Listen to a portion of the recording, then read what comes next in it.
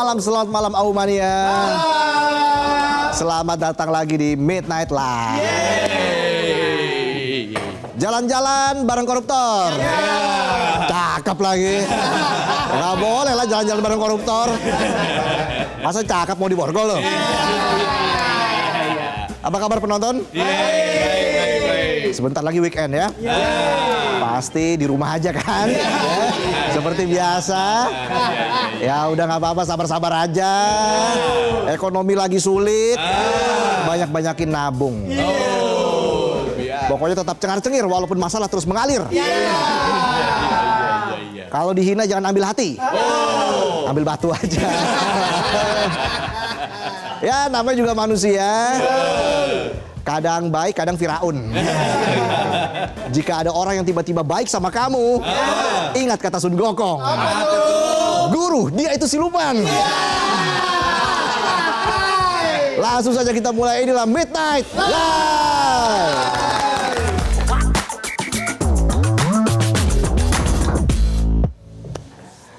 Kita ke berita utama hari ini.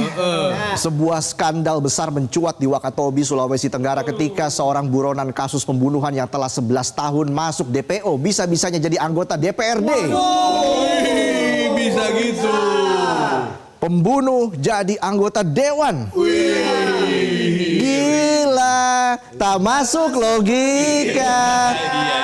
Kok bisa seorang buronan malah bebas melenggang ke gedung dewan? Penonton telat bayar pajak motor aja dikejar-kejarnya kayak maling jemuran. Lah ini buronan kasus pembunuhan bisa-bisanya duduk di kursi empuk dan jadi wakil rakyat yang digaji pakai duit rakyat. Sosok yang dimaksud adalah Lalita alias Litau, politisi dari Partai Hati Nurani Rakyat atau Hanura. Ironis memang, partai dengan embel-embel Hati Nurani Rakyat tapi malah mengusung orang yang nuraninya entah kemana. Litau resmi dilantik sebagai legislator pada 1 Oktober 2024. Waktu itu semuanya terlihat mulus. Nggak ada aparat yang protes, nggak ada lembaga yang berisik. Semuanya adem ayem. Mulus tanpa ganjalan hukum sama sekali. Kayak jalan tol baru diresmiin, kinclong mulus bebas hambatan. Padahal Litau sejak 2014 sudah masuk daftar pencarian orang. Lagi-lagi gila. Tak masuk logika. Kasus pembunuhan itu sendiri terjadi 25 Oktober 2014. Nama korbannya Wiranto. Remaja 17 tahun yang tewas setelah dianiaya. Polisi waktu itu menetapkan 3 tersangka. 2 orang ditangkap dan sudah divonis 4,5 tahun penjara. Tapi 1 orang yang katanya paling berperan, Litau, malah hilang entah kemana. Jelang pemilu 2024, tiba-tiba nama Litau nongol lagi. Bukan di ruang tahanan, tapi di daftar calon anggota dewan. Litau bahkan terpilih, disahkan dan dilantik jadi anggota DPRD. Bayangin seorang buronan kasus pembunuhan bisa melewati semua tahapan pemilihan calon legislatif. Dari mulai pendaftaran, verifikasi, kampanye, sampai pelantikan semua mulus tanpa tersandung apapun. Kalau ada sosok seperti ini jadi tumbal proyek, bangkrut tuh proyek. Kok ada ya orang yang dianugerahi rasa tidak tahu malu seperti ini? Kalau kata orang konter HP, ini mah LCD-nya udah kena nih.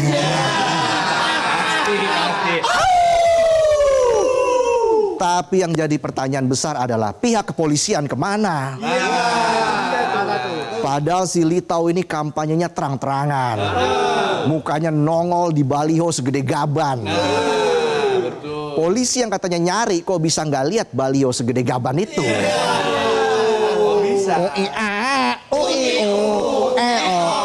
Kalau rakyat kecil pasang spanduk, misalnya konter pulsa buka 24 jam, itu bisa langsung ditertipin Satpol PP tuh ya.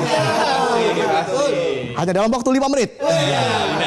Lah ini baliho buronan segede tembok Cina malah adem ayem. Jangan-jangan selama ini bukan Litau yang jago ngumpet. Tapi polisinya jago pura-pura nggak lihat. Kayak penonton. Suka pura-pura nggak lihat kalau papasan sama bos. Pinjam utang. Tadinya lurus, lihat bos, langsung pura-pura mau pipis. Anehnya lagi seorang DPO bisa dapat SKCK. Bener tuh. Statusnya bersih pula. Ini polisi yang bikin daftar buronan sama polisi yang bikin SKCK memangnya nggak pernah ngopi bareng. Beda. Jangan-jangan yang satu sibuk kejar DPO, yang satu lagi sibuk kejar target buat beli rumah baru. Harusnya kan begitu nama Litau masuk sistem, langsung kelihatan tuh kalau dia pesakitan. Kita telat isi token listrik aja bunyinya udah kayak mobil polisi ngawal anak pejabat mau ke salon. Terat. Serobot terus. Lah ini buronan pembunuhan, daftar SKCK sistemnya malah silent. Kipas angin aja geleng-geleng ngeliat kanan. Belakangan diketahui polisi penerbit SKCK Litau inisial SU sudah dimutasi sejak Maret 2025 kemarin. Polda Sultra pun mengakui kelalaian personelnya dalam menangani kasus hukum yang membelit Litau. Bukan cuma penegak hukumnya yang lalai, kasus ini juga bikin orang curiga sama pengawasan pencalonan legislatif. Kinerja KPU Wakatobi jelas jadi sorotan. Mereka dianggap lalai atau bahkan abai dalam mencari tahu rekam jejak calon. Dengan hanya mengandalkan dokumen formal kayak SKCK, orang kayak Litau bisa lolos. Menjawab hal ini Ketua KPU Wakatobi, Ladeni, malah bilang SKCK itu bukan wewenang mereka untuk diperiksa. Menurutnya yang penting ada surat pernyataan dari pengadilan negeri kalau yang bersangkutan belum pernah dipidana. Kalau gitu KPU fungsinya apa? Tukang stempel. Kalau cuma terima dokumen tanpa ngecek, jangankan buronan. Dinosaurus juga bisa nyalon kali. Dinosaurus bawa SKCK. Agak ribet di kursinya aja tuh. Gak muat ya. Ya iyalah gede banget dinosaurus. Ketua DPD Hanura Sultra Fajar Ishak juga bilang gak tahu menahu soal status buron Litau. Dia bilang berkas Litau lengkap semua. Apalagi SKCK-nya bersih. Jadi dia dianggap clear buat maju. Fajar juga bilang Litau baru aja menjadi kader Hanura sejak 2023. Dia cuma numpang karena pengen jadi caleg. Alih-alih jadi pintu seleksi orang-orang terbaik, partai malah kayak loket tiket. Siapa yang bawa syarat administrasi dianggap sah. Masalah integritas, rekam jejak, dan moral bisa dibicarakan. Padahal partai politik seharusnya jadi filter pertama. Tempat saringan ketat biar yang maju beneran orang berkompeten. Tapi nyatanya filternya kayak saringan teh bolong 5 cm. Jangankan bubuk teh, cicak aja bisa lolos tuh. Tapi bicara soal cicak nih ya. Gue juga heran nih soal cicak nih. Nah, dia itu kenapa sih suka mutusin buntutnya? Padahal kan bisa dibicarakan baik-baik. Jangan main mutusin aja. Lucu gak sih? Namanya juga usaha. Kalau sistem rekrutmennya terus kayak gini, ya wajar kalau mantan koruptor bisa terus duduk di kursi wakil rakyat. Asal suratnya lengkap dan ada pas foto 3x4. Rakyat juga punya andil. Faktanya Litau kepilih karena ada suara masyarakat yang nyoblos dia. Itu berarti ada 2 kemungkinan. Masyarakat beneran nggak tahu status hukumnya, atau mereka tahu tapi pura-pura nggak peduli. Ya ibarat punya gebetan yang jelas-jelas doyan selingkuh, tapi tetap dipacarin dengan alasan yang penting dia suka kasih jajan.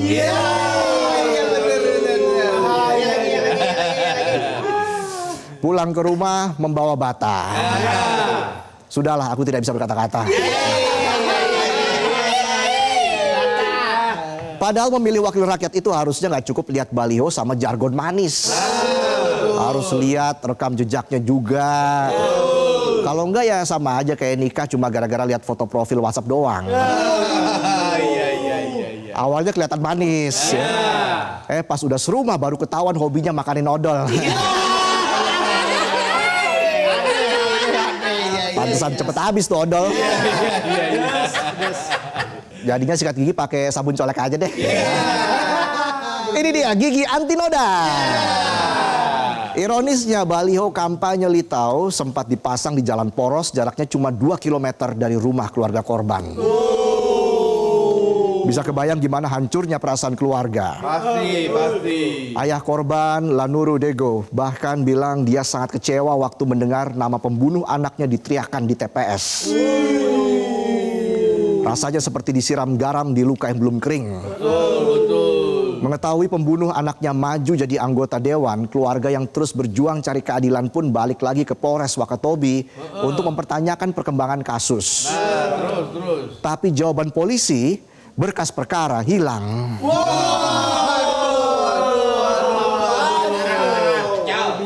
Gila, tak masuk logika.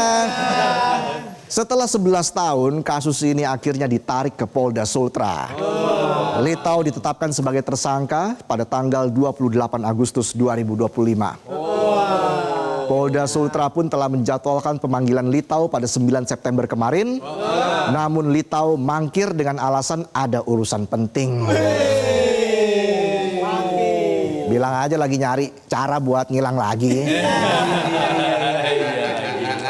Emangnya kelincinya Pak Tarno. Ngilang terus ya. Bim Salawim jadi apa?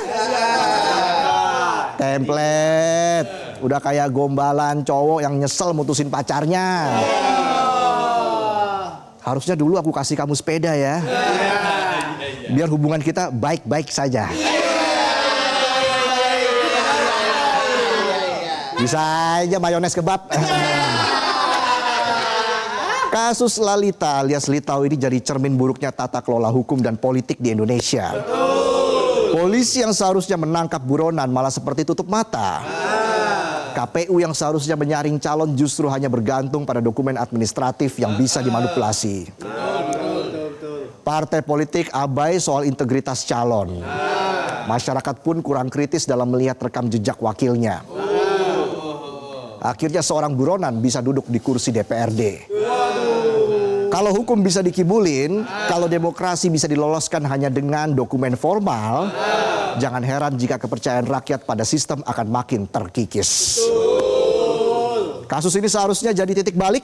Negara harus menunjukkan hukum benar-benar berlaku untuk siapapun.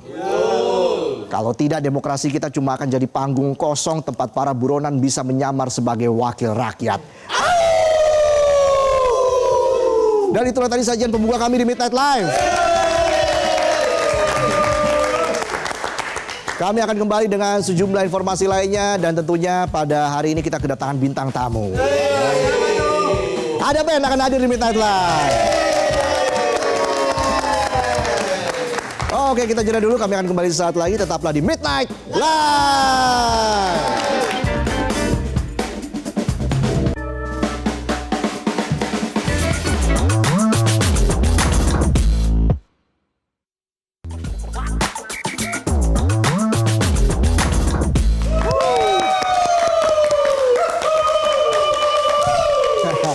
Kembali lagi di Midnight Live. Kita ke informasi lainnya, Aumania.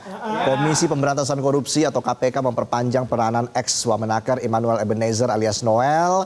Upaya paksa untuk Noel berakhir pada 10 September 2025. Diketahui Noel terjerat kasus dugaan pemerasan dalam sertifikasi keselamatan dan kesehatan kerja atau K3.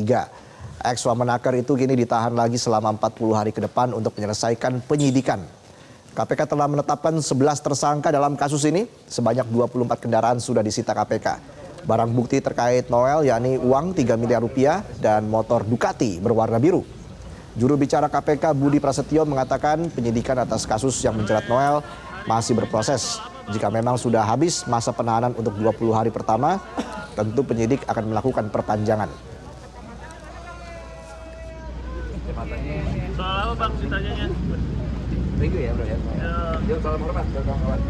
Jika memang sudah habis masa penahanan untuk 20 hari pertama, tentu penyidik akan melakukan perpanjangan. Karena memang penyidikannya masih berproses, masih dibutuhkan pemeriksaan terhadap para tersangka yang sudah ditetapkan maupun para saksi ataupun pihak lain yang terkait. Dalam penyidikan ini juga penyidik telah melakukan serangkaian penggeledahan dan juga penyitaan terhadap barang-barang yang diduga terkait ataupun merupakan hasil dari dugaan tindak pemerasan dalam penerbitan sertifikasi K3 di Kementerian Ketenagakerjaan.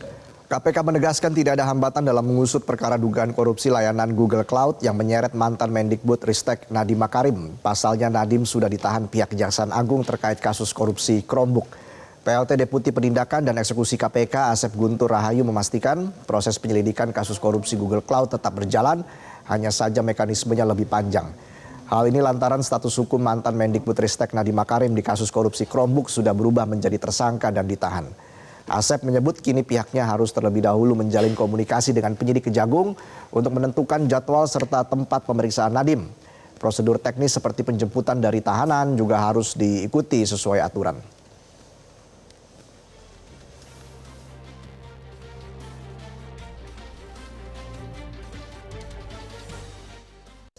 Kalau halangan sih tidak ada, tidak jadi penghalang, tapi kita prosesnya menjadi agak lebih panjang. Jadi ketika atau sebelum jadi tersangka Pak NM ini, kita bisa langsung manggil yang bersangkutan juga datang dengan kuasa hukumnya. Sekarang karena yang bersangkutan sudah ditersangka dan ditahan di sana, kami komunikasi dulu, koordinasi dulu dengan pihak Kejagung penyidiknya di sana, kemudian nanti ditetapkan waktunya dan tempatnya untuk kita pemeriksaan seperti itu. Itu harus dijemput dulu dari tahanan dan lain-lainnya. Ada prosedur yang tambahan yang harus kita ikuti seperti itu. Sementara itu terkait kasus dugaan korupsi Chromebook, pengacara Nadiem Makarim Hotman Paris sempat menegaskan bahwa tidak ada Rp1 pun yang mengalir ke kliennya. Namun menurut Mahfud MD, alasan hukum untuk menjadikan Nadiem tersangka sudah memenuhi, ada kerugian akibat pengadaan dan mens rea atau niat jahat.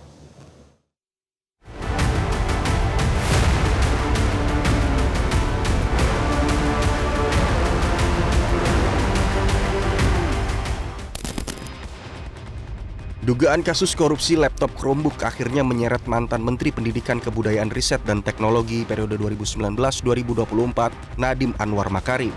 Nadiem resmi ditetapkan sebagai tersangka oleh Kejaksaan Agung pada 4 September 2025. Kerugian negara akibat dugaan korupsi laptop Chromebook diperkirakan mencapai 1,98 triliun rupiah, meski angka pastinya masih dihitung oleh BPKP. Pengacara Nadiem Hotman Paris langsung angkat suara.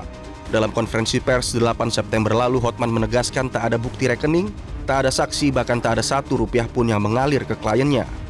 Sementara itu, mantan Menko Polhukam Mahfud MD dalam sebuah podcast menilai, meski Nadiem tidak menerima keuntungan, ia tetap melanggar prosedur birokrasi dalam pengadaan Chromebook. Menurut Mahfud, Nadiem sudah memenuhi 2 bukti, yakni perhitungan kerugian negara dan sikap Nadiem yang masuk kategori mens rea atau niat jahat. Saya melihat alasan-alasan hukum untuk menjadikan Nadiem sebagai tersangka itu terpenuhi. Dan apakah betul Nadiem itu melakukan itu secara yuridis formal sampai saat ini bukti-buktinya cukup untuk diajukan ke pengadilan tindak pidana korupsi. 1, pengadaan barang yang diduga merugikan keuangan negara. Yang kedua, dia melanggar prosedur, melanggar aturan tentang pengadaan barang itu dalam pengertian ada mens rea untuk sengaja melakukan sesuatu yang seharusnya tidak dilakukan. Menanggapi klaim dari kubu Nadiem, Kejagung menegaskan tetap menghormati asas praduga tak bersalah. Kapus Penkum Anang Supriyatna menyebut Kejagung saat ini fokus memburu bukti dan memastikan semua pihak yang terlibat bisa diproses. Saat ini Nadiem sudah ditahan di Rutan Salemba sejak 4 September. Sementara satu nama lain, Juristan, staf Nadiem yang juga dinilai berperan aktif dalam perencanaan pengadaan Chromebook masih buron. Juristan sudah dicegah ke luar negeri. Menteri IMIPAS Agus Andrianto mengatakan paspornya telah dicabut sejak 4 Agustus lalu. Dan Polri telah meneruskan permohonan red notice ke markas Interpol di Lyon, Prancis.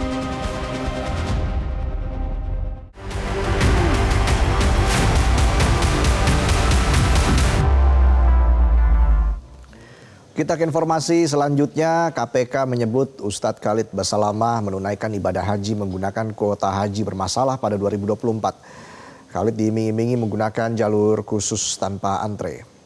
KPK menyebut perjalanan haji Ustadz Khalid Basalamah menggunakan kuota khusus yang berkaitan dengan dugaan rasuah penyelenggaraan haji di Kementerian Agama.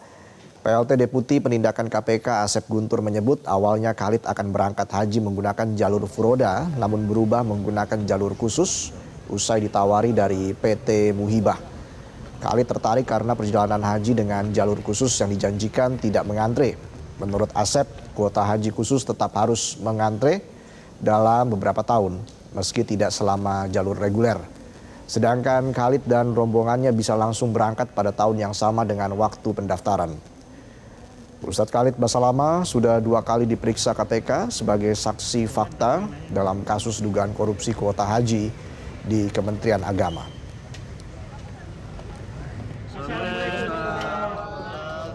Tetapi di perkara yang ini di tahun 2024 ini karena pembagiannya kemudian 50%, nah kuotanya ini menjadi dijual dengan kuota khusus tapi dijual dengan kondisi T0, artinya bisa langsung berangkat.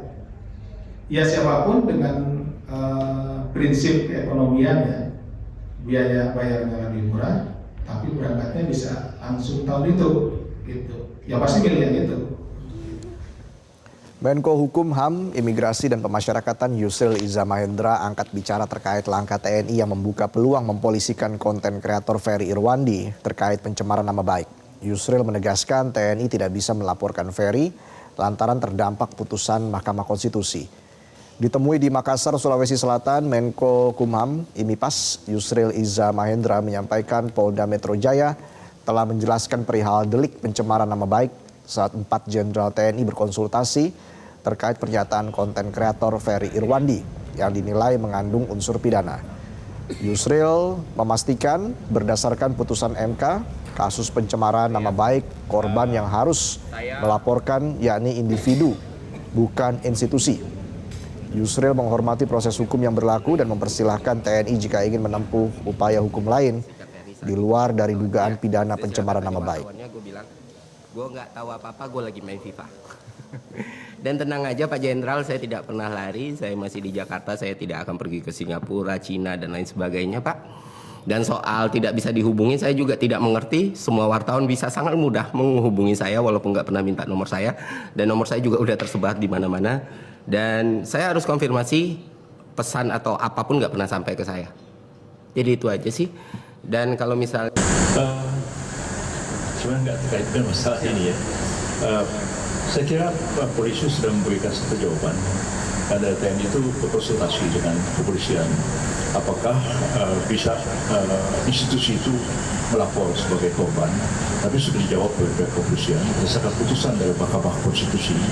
Dalam kasus pencemaran nama baik itu korbannya yang harus melaporkan itu adalah individu, bukan institusi. Saya kira clear masalah itu. Dan kalau ada langkah-langkah hukum yang mau ditempuh silakan saja, tapi bukan dengan delik pencemaran nama baik saya kira. Karena pencemaran nama baik itu kasusnya adalah individu. Pegiat media sosial Ferry Irwandi kembali muncul melalui podcast di channel YouTube-nya dan menyinggung upaya TNI yang akan melaporkan dugaan pencemaran nama baik. Ferry meyakini TNI dan Polri punya tugas untuk melindungi warganya, bukan untuk memenjarakan. terus juga ada yang nanya, Bang kan udah terbukti nggak bisa diproses, kan udah ada MK gitu, lu mau lapor balik? Bisa kok lapor balik, itu kan nama lu udah dicemarkan. Nah balik lagi teman-teman, waktu selalu percaya ya, baik TNI maupun Polri itu adalah institusi yang punya tugas dan fungsi untuk melindungi warga negaranya, bukan memenjarakannya. Dan gue siap membuktikan dengan segala upaya gitu loh, dengan segala pembuktian juga. Kalau sebagai warga negara, gue sudah menjadi warga negara yang baik. Menteri Keuangan Purbaya Yudi Sadewo angkat bicara terkait unggahan anaknya di media sosial yang viral. Dalam unggahan itu, putra Purbaya menyebut ayahnya melengsarkan seorang agen CIA yang menyamar jadi menteri. Menteri Keuangan yang baru saja dilantik 8 September 2025 kembali menjadi perbincangan publik. Pasalnya anak Purbaya menyatakan ayahnya berhasil melengsarkan agen CIA yang menyamar jadi menteri. Purbaya mengaku sudah menasihati anaknya agar bijak bermain media sosial. Purbaya mengklaim anaknya tidak memiliki pemahaman tentang itu. Selain soal unggahan anaknya, serangkaian pernyataan publik Purbaya juga menjadi perhatian luas mengingat peran barunya sebagai pejabat publik yang memegang kendali kebijakan di tengah ekonomi sulit.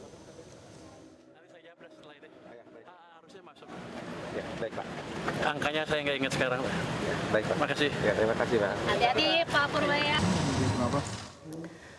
Midnight Live masih akan kembali dengan sejumlah informasi lain. Dan juga dengan bintang tamu yang akan hadir pada hari ini. Masih semangat kan penonton? Kita jeda dulu, kami akan kembali saat lagi, tetaplah di Midnight Live.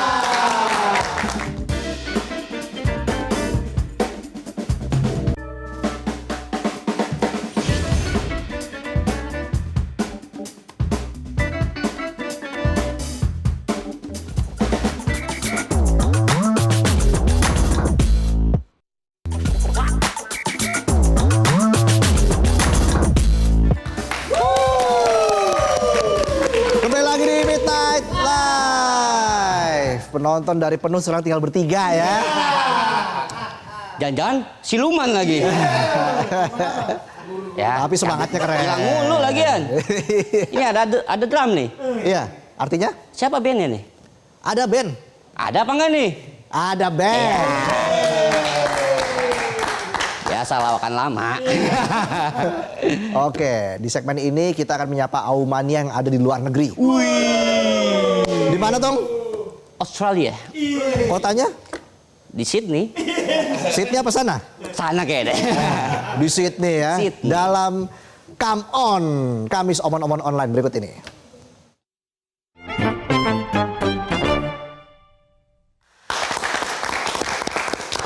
Langsung kita sapa Katrina Angelika. Halo Nana, apa kabar? Halo Mas Reza, Mas Otong, baik. Apa kabar Mas? Baik. Wah, terima kasih nih sudah bergabung di Midnight Live. Nana, kesibukannya apa aja nih di Sydney, Australia? Aku sekarang kerja sih. Dulu pindah ke sini buat kuliah, tapi sekarang kerja di sini. Nyaman ya di Australia ya berarti ya? Nyaman banget. Lagi musim dingin nih. Baru selesai sih, jadi masih dingin banget sini. Oke. Ada rencana mau balik ke Indonesia? Mungkin setahun 2 tahun lagi kita baru balik. Oke gitu ya. Tapi dulu awalnya memutuskan untuk pindah ke Sydney itu kenapa? Kenapa Sydney yang dituju? Kenapa Australia yang dituju?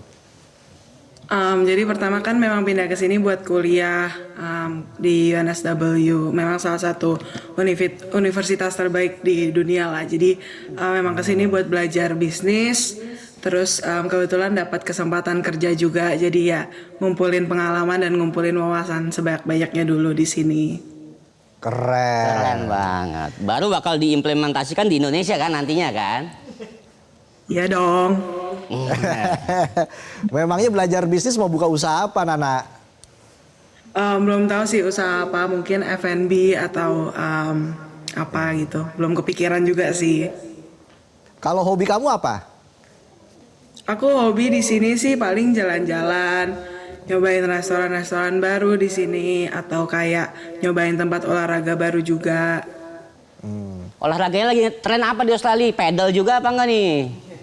Beda sih kayaknya di sini pedal nggak sengetren di Indo. Mungkin di sini yang lagi rame ya kayak lari itu rame banget atau kayak pilates juga lumayan rame.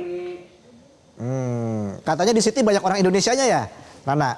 Oh banyak banget Mas. Di mana-mana pasti ketemu orang Indonesia. Oke, tapi kamu sering update nggak berita soal Indonesia? Ya. Misalnya soal korupsi dan sebagainya. Lumayan lah Mas, biasa dari TikTok, dari FYP TikTok masih banyak berita Indonesia yang keluar juga. Oke, gitu ya. Nah, apa yang kamu rasakan perbedaan yang paling signifikan ketika kamu berada di Indonesia dan juga di Australia? Misalnya soal transportasi, pendidikan, atau apapun itu yang kamu rasakan paling signifikan. Kayaknya mungkin kultur kerjanya dan juga environment-nya kali ya di sini. Kalau di sini banyak ruang terbuka hijau, kayak kota sama alam tuh kayak nyatu banget. Jadi kayak kita mau ke pantai itu gampang, mau ke taman itu bersih, semuanya itu udah rapi, terjaga, tersusun. Terus kultur kerjanya juga beda. Kayak di sini kita sangat dimanusiakan ya. Jadi kayak kita jam 5 udah disuruh pulang semua. Terus kita sama atasan juga lebih fleksibel. Nggak ada tambahan dong ya. Jam 5 udah pulang loh, Tom. Iya. Kita jam 5 aja. Penonton jam segini pun Iya. masih ada di sini. Udah lebih nggak dibayar lagi. Nana, pekerjaannya di bidang apa? Aku sekarang marketing. Sungguh mati aku jadi pemasaran. Penasaran. Oh, penasaran. Ya. Ini jurusannya memang sesuai jurusan ya? Iya, sesuai jurusan. Bisnis, sekarang pekerjaannya marketing. Apa yang dipasarkan di sana? Aku sih sekarang kerjanya buat asosiasi financial technology. Jadi kita non-profit, jadi kita banyak ngurusin event. Terus aku sendiri banyak bikin materi promosi tentang company aku dan sebagainya. Oke. Nah, Nana juga menjadi penonton setia Midnight Live ya, Tong ya? Oh iya dong, harus dong. Makanya rela nggak tidur nih. Kan masih sore di sana nih. Oh, masih sore apa udah subuh nih? Enggak, udah jam 2 di sini kebetulan. Udah jam 2. Oh, jam 2 ya. Ya anjir mau nonton Liga Champion kali nih. Harapannya untuk Indonesia, Nana.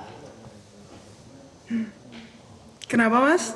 Apa harapan kamu buat Indonesia ke depan?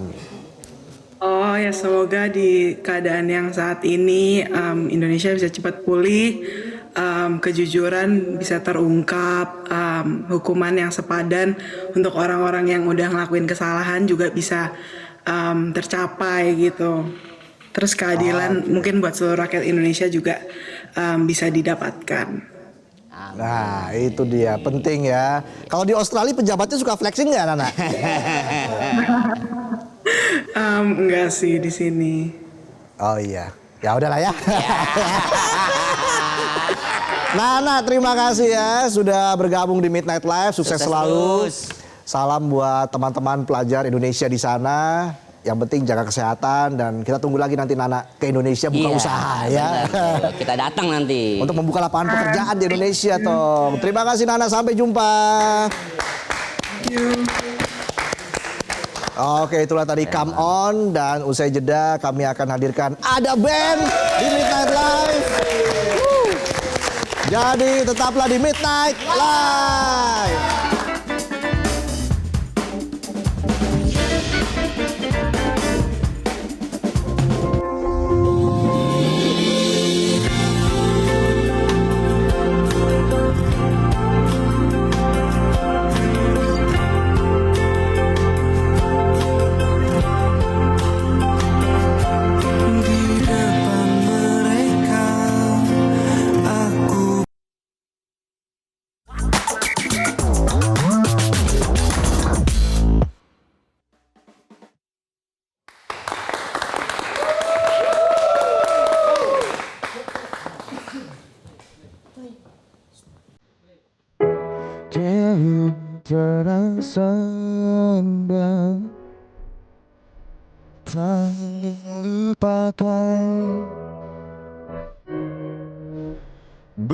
Mesra selalu jadi satu kenangan manis.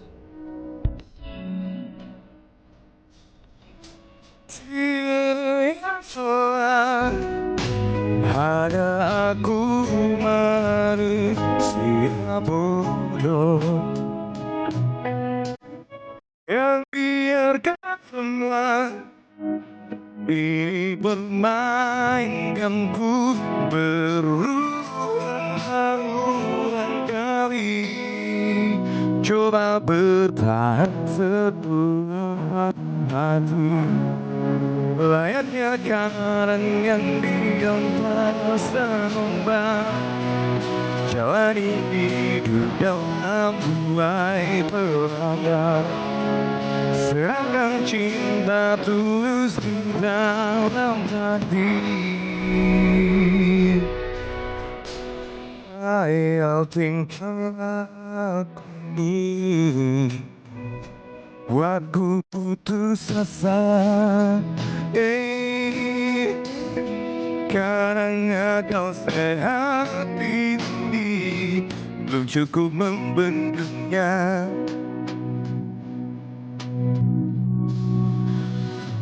Hanya kepedihan yang selalu datang tertawakanku. Tiap berjuang tega menarinya di atas tangisanku. Coba bertahan hati, layakkan yang panas jalan hidup dalam raya. Serahkan cinta tulus di dalam hati. Tapi kapankah ku harus menanggungnya, butuhkan cinta ini.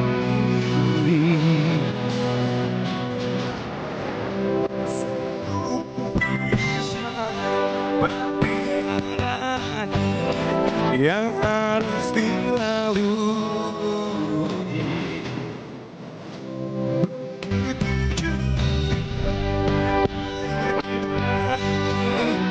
yakin ku indah.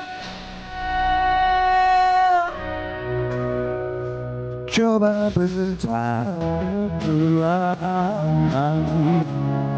layaknya karang yang diempas ombak, jalani dalam buai pelanggar. Serahkan cinta tulus dalam hati. Tapi sampai kapankah ku harus menanggungnya, butuhkan cinta bersama dalam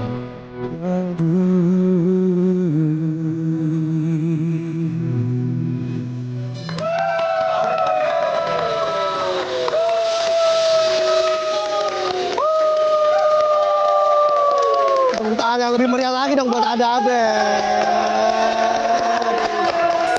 Luar biasa Mas Naga, terima kasih sudah balik lagi ke Midnight Live kali ini bersama Ada Ben, Mas Dika, Mas Adi. Waduh. Salam dari Mas Marshall, nggak bisa ikut. Iya, gimana kondisi Mas Marshall? Habis operasi. Habis Tapi operasi. udah membaik. Doain. Kita doain ya, semoga Mas Marshall bisa kembali bergabung lagi dengan Ada Ben ya. Senang-senang lagi bersama Ada Ben. Kita ngobrol-ngobrol lagi gimana ya? Oke, silakan kita sebentar sekali lagi.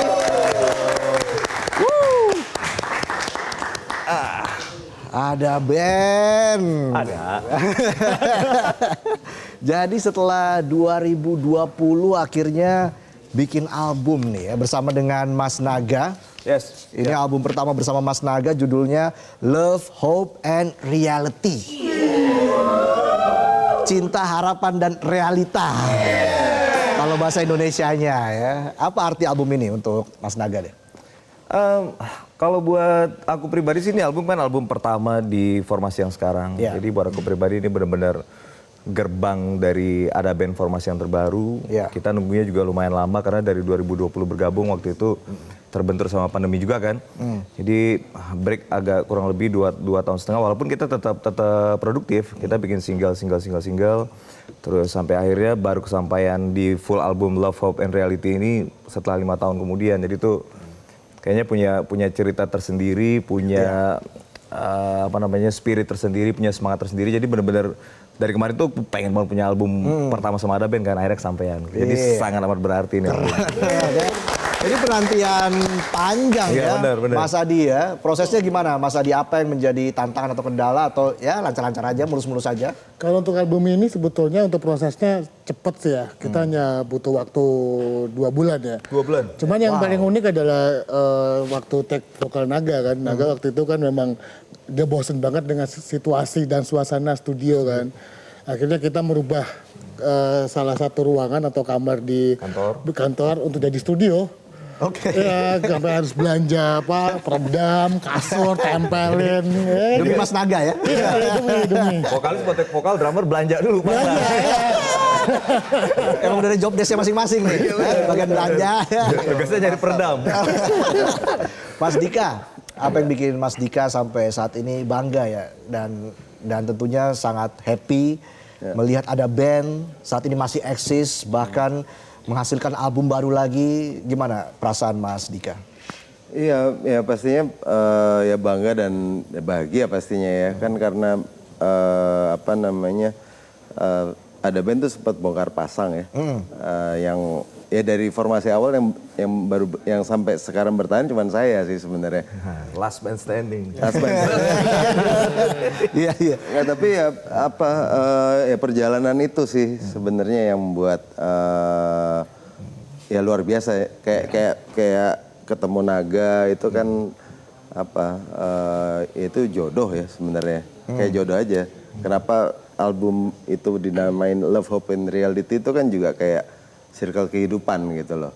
Iya. Jadi orang pasti kan kita dari berawal dari cinta tuh kan akhirnya dari ke Tuhan kan pastinya, ke Tuhan atau ibu. Terus kita punya harapan, mimpi ya. Terus sesudah itu reality, kenyataannya itu kan macam-macam. Termasuk kayak Ada Band kan. Ya. Pasti juga siapapun berharap itu bisa awet, bisa bertahan, tapi realitinya ternyata enggak juga. Tapi ternyata Tuhan yang mengatur ini semua, circle-nya itu. Dalam. Filosofis. Apa karena memang tuntutan fans atau seperti apa Mas Dika melihatnya? Sehingga Ada Band saat ini masih eksis, apa saja faktor yang menjadi pendorongnya? Iya ternyata Ada Band sendiri itu kan keluarga besar ya. Betul. Ternyata bukan hanya bandnya aja, di situ ada anak istri kita, terus ada tim produksi, kru kita. Betul. Itu semua ada yang dari awal sampai sekarang mereka dari belum ngapa-ngapain, belum bisa apa-apa, sampai sekarang udah punya anak, udah punya segala macam. Terus dan fans itu sendiri. Jadi ya itu alasan kita bertahan sih. Banyak yang harus dihidupi ya dari sebuah band. Ya betul. Saya setuju sih ya Mas Daga ya. Tidak hanya bandnya itu sendiri tapi keluarga dari kru semuanya. Iya. Ada yang dari TK loh itu krunya. Iya. Kasian ya. Iya. Luar biasa ya. Luar biasa. Awet muda semua loh. Nah, soal identitas musik apakah juga ikut berubah atau seperti apa? Mungkin Mas Naga bisa cerita nih. Kalau benang merahnya sih tetap ya, maksudnya tetap Ada Band tuh band pop rock lah gitu, band pop rock. Tapi album ini memang cukup kita punya ruang untuk bereksplorasi gitu. Jadi ada disco 80s, kemudian ada city popnya juga. Ada lagunya yang memang itu Ada Band banget gitu. Kalau teman-teman dengerin tuh wah ini Ada Band banget nih. Ada juga yang sesuatu yang baru yang belum pernah Ada Band buat juga ada gitu. Jadi benar-benar album ini menggabungkan antara roots-nya Ada Band yang biasanya dengan ya formasi Ada Band yang sekarang. Kita mencoba sesuatu yang baru juga gitu. Oke, perubahan identitas musik itu memang harus terjadi ya, Mas Adi ya? Betul. Karena kan ya sama ya apapun itu kan kita harus ngikutin. Bukan kita harus ngikutin zaman enggak, cuman kan ya musik kan juga bentuk perubahan juga kan. Oke. Kalau misalkan kita masih kayak seperti dulu, mungkin udah banyak yang tahu Ada Band seperti itu. Cuman kan sebenarnya banyak yang digali dari Ada Band itu banyak sebetulnya. Yang tidak menuntut kemungkinan juga nanti tahun depan kita bikin album akan beda juga dengan yang ini gitu. Tapi tanpa harus menghilangkan ciri khas Ada Band sih. Iya. Soal identitas musik ini apakah juga menjadi concern buat Mas Dika yang memang dari awal ya, last band standing. Last band standing. Iya, justru di album ini itu benar kata Naga sama Adi. Jadi maksudnya warna Ada Band tuh nggak hilang ya. pastinya. Dan juga di sini ada beberapa karya Naga yang di situ justru letak perubahannya. Jadi apa namanya, ini sekarang ada 4 kepala yang pasti masing-masing itu pasti kita punya selera masing-masing kan. Punya selera tersendiri yang kita gabungkan jadi sesuatu yang indah sih. Pasti. Oke, dan Mas Naga menulis langsung lagu andalan di album ini, Tak Semudah Itu. Bergabung bikin album langsung nulis lagu, ya. Tak semudah itu. Inspirasinya dari mana nih, Mas Naga? Dari Mas Adi itu. Dari beli peredam tadi. Iya, dari beli peredam itu.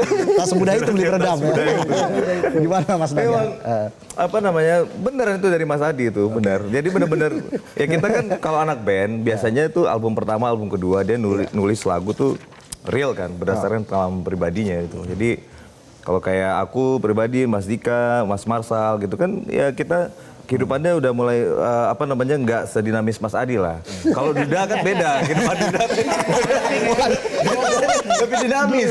Jadi ceritanya dia kan di lapangan, kayak apa sih sekarang ini kehidupan yang dinamis. Tak semudah itu. Jadi kadang-kadang di depan orang kelihatannya semuanya baik-baik aja, gitu. Menampilkan ya semuanya sepertinya aman-aman aja gitu. Padahal dalam hatinya menyimpan sesuatu yang bergejolak. Gitu.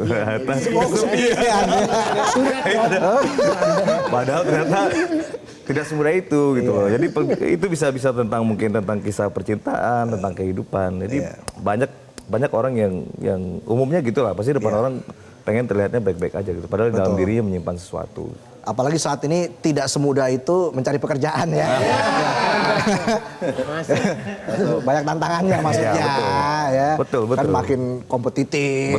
Betul. Nah, bicara soal kompetitif Mas Dika, dengan dunia industri musik di Indonesia tentunya yang berubah-berubah ya. Mas Dika pasti tahu banget lah seperti apa. Itu bagaimana caranya agar Ada Band ke depan tetap bertahan dan apa mimpi besar Ada Band ke depan? Ya kalau industri musik Indonesia sendiri kan sekarang semakin kaya ya. Maksudnya kan pilihan makin banyak. Justru itu tantangan buat Ada Band sendiri untuk bertahan. Yang pastinya kan termasuk rebranding ya. Itu tuh harus terus gitu loh. Gimana caranya supaya kita tampak loh ya, tampak muda ya. Masih muda kok, kita masih muda banget sih. Kayak Naga tadi bilang kru kita ada yang dari TK, waktu itu saya masih SD. Kenapa? Iya, masih suka nyewa gimbot teman sekolah kan? Iya, gimbot, lebih gila, game watch. Kata jadulnya. Zaman saya juga maksudnya. Jadi intinya masih banyak ya, harapan tentunya menggali lagi, mengeksplor lagi apa yang bisa digali oleh Ada Band seperti itu ya. Dan pastinya udah gak sabar ingin mendengarkan langsung Tak Semudah Itu. Gimana teman-teman Ada Band? Kita gas lagi ya. Dan sebagai penutup perjumpaan kita di Midnight Live kali ini, kita saksikan bersama penampilan dari Ada Band dengan Tak Semudah Itu. Kami persilahkan Ada Band.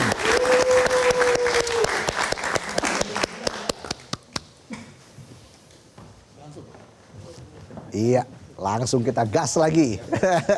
Penonton, kasih sebutan sekali lagi dong, kasih semangat lagi dong.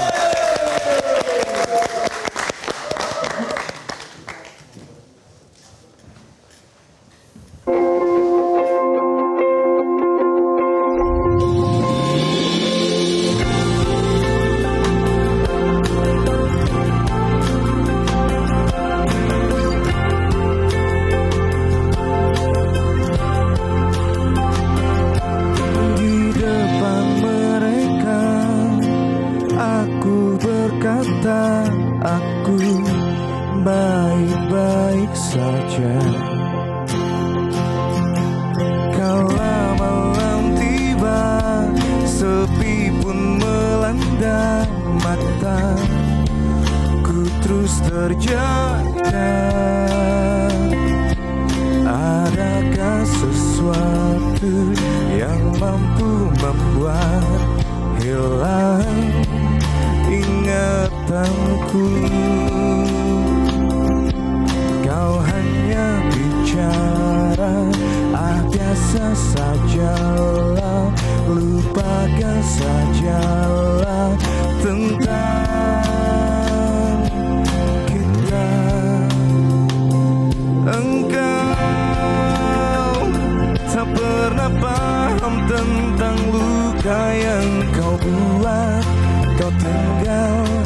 kau hancurkan saat engkau pergi.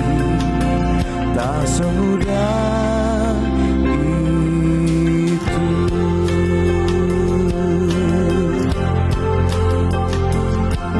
Di depan mereka aku berkata, aku biasa-biasa saja. Kala malam tiba, sepi pun melanda mata, ku terus terjaga. Adakah sesuatu yang mampu membuat hilang ingatanku? Kau hanya bicara, biasa sajalah, lupakan sajalah tentang kita. Engkau tak pernah paham tentang luka yang kau buat. Kau tinggal, kau hancurkan saat engkau pergi. Tak semudah itu.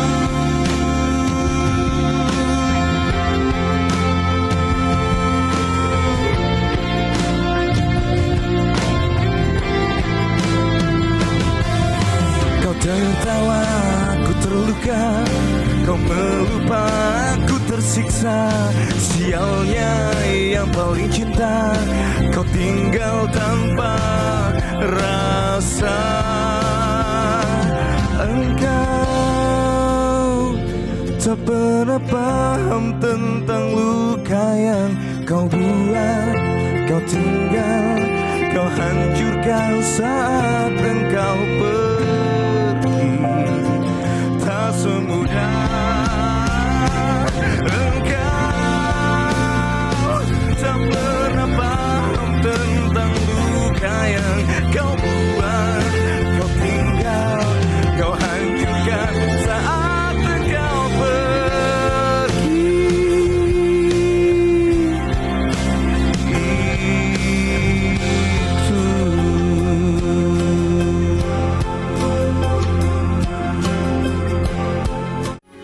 Metro TV. Jelajahi cara baru mendapatkan informasi. Download Metro TV Extend sekarang.